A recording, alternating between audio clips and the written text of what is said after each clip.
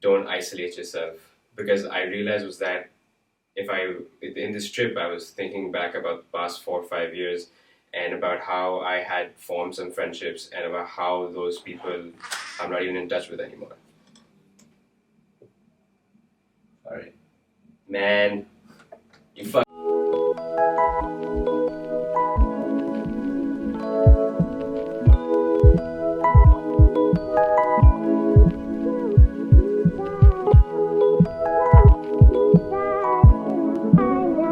What's going on, guys? I'm back again with another episode of Behind the Grind Monologue. This is episode number 6, and it's been 2 months since I released the Behind the Grind podcast with Bilal Tariq. It's been 2 months since I've done anything that has to do with Behind the Grind, and it feels great. It, honestly speaking, feels great. But as I've always said, that this content is for myself. I'll do it when I can, and I'll do it when I feel like it. That's the whole point of me doing this at my own pace and time. So the reason why I decided to come up was because a couple of weeks ago I was traveling with a buddy of mine, and we went for some work, and luckily we also got some time to chill out. We got some time to relax. But the reason why that trip was actually really important for me was because it was a break away from the day to day and that hardcore routine that I was following for the past 2-3 months.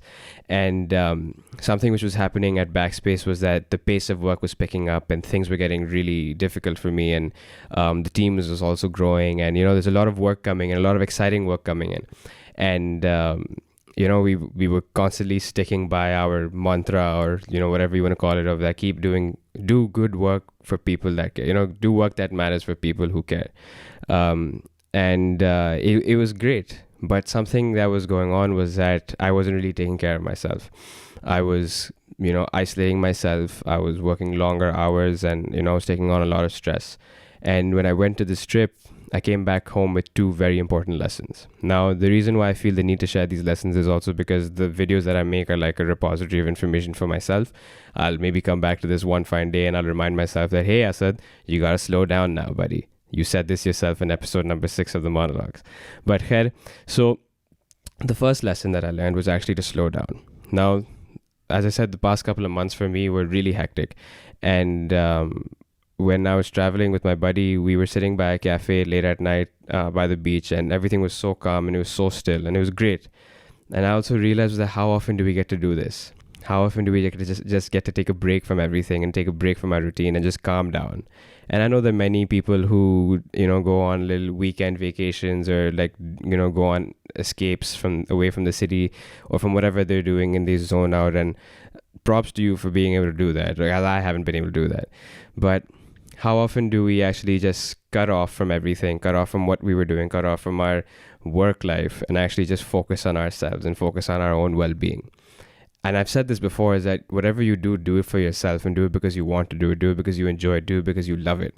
But what I wasn't doing was actually taking care of myself. So that's the first lesson that I feel the need to share, is that slow down, take a breather, spend the time with the people who care, spend time with the people who matter, or also spend time with yourself if that matters. Something that I was doing for the past month and a half was that every night before sleeping, I'd read a couple of pages of a book. Not so I could fall asleep, but so that I could just calm down, so I could slow the pace down for that night, and that I could sleep properly and then wake up fresher as well.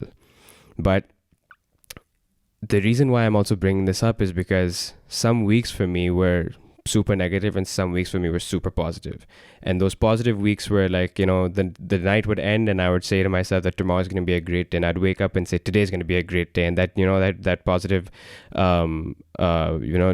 that positive motion would continue for the whole day, and it would go on for the whole week. But then the next week would be super low because I managed to be super efficient in that great week, and I was churning out some awesome work, and the team was doing well, and I was able to just take things in the right direction. But then when things were down, it was just, I just felt that the whole world was on my shoulders, that entire burden was on me, and just wasn't doing well, and it would just be really frustrating. But the thing is that things would keep yo-yoing, right? So if one day was good, the next day would be bad. Or if one week was good, the next week would be bad. And that's not how things should be. And that's why I feel the need to actually share this, is that slow down so that you can actually set that pace for how you want to go about with things, so that you can consistently, so you can actually escalate up. You don't have to shoot up in that positive spectrum of things, but you actually should try to escalate that slowly and steadily. Take it one step at a time. There's no need to rush things. But there's also a very huge emphasis that I'm trying to lay on is actually slowing down things. Now, the second point that I actually would like to share, and that the second lesson which I came back with, is actually to build relationships and to maintain relationships. Over the past maybe year or 2 years, I can't count the amount of people who I've lost touch with, and that's not a very good feeling to have. I can't count the number of friends who were very close to me at one time and who I don't talk to at all. I don't know where they are right now. I don't know what they're doing. I don't know how their families are doing, and that's not a good feeling to have. So when I came back, the first thing that I did was I got in touch with a couple of my friends who I felt that I had neglected just because I was working too hard. And as you can tell already, that for me, my life is just my life revolves around me trying to build myself and trying to build my career and trying to, grow overall. And when I was at this trip, I was thinking about the past 4 or 5 years, about whatever's gone on in my life, and about the people who were close to me at one point and who aren't close to me anymore. The people who've seen me grow, but unfortunately, we're not in touch anymore. So if you're listening and I haven't reached out to you in a while, I truly am sorry. But if you're listening and you feel the same way that I'm feeling, then I'd highly recommend is that don't burn those bridges with people.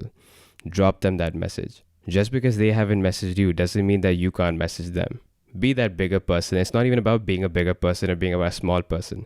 It's just about maintaining a nice, healthy, and super good relationship. And that's what matters, I guess, at the end of the day. Your friends will keep changing, but that doesn't mean that the friends who you had at one time can't remain in your life now also. That level of friendship is also going to change. But again, if they were a good friend to you, if they were there for you when things were rough, and if they were there for you, if they were there for you when things were good, especially, don't forget them when things are rough. And you shouldn't either. Be there for them when things are rough for them as well. If you feel that, someone needs to be reached out to, do that. Reach out to them. Give them a call right now. I actually kind of hope is that after watching this, you do pick up your phone and you do drop someone a message, or you do drop someone a DM, or you do give them a call. Give them a call. Meet them up. Go for that cup of chai that you've been planning to do for the past 6 months, or go for that dinner that you've been trying to avoid for the past 2 weeks. And as it is, I guess what we all have to do is just remind ourselves to be in this moment and to slow down, and also to keep building relationships and to maintain the old relationships at the end of the day. I said this to a friend of mine at Cedar once. His name is Yawar Hussain, and he said, बचपन में तो हमें बोलते कि networking करो. Networking क्या होती है? You can twist it in any way or form, but the point is that your old relationships or good relationships don't come very often.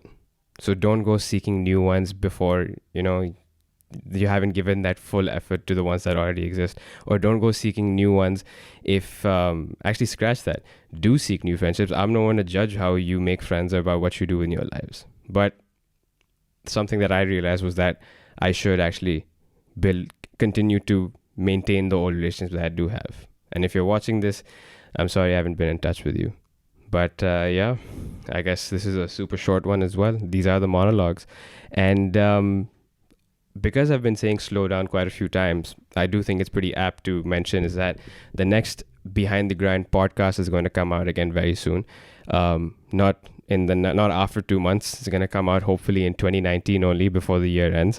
And that episode is going to be with the creator of an Instagram page called Project Slowdown. Project Slowdown is an Instagram page where you find alternatives to actually scrolling through Instagram. So it's funny how it's on Instagram, even though it's telling you how not to use Instagram, but just about, picking up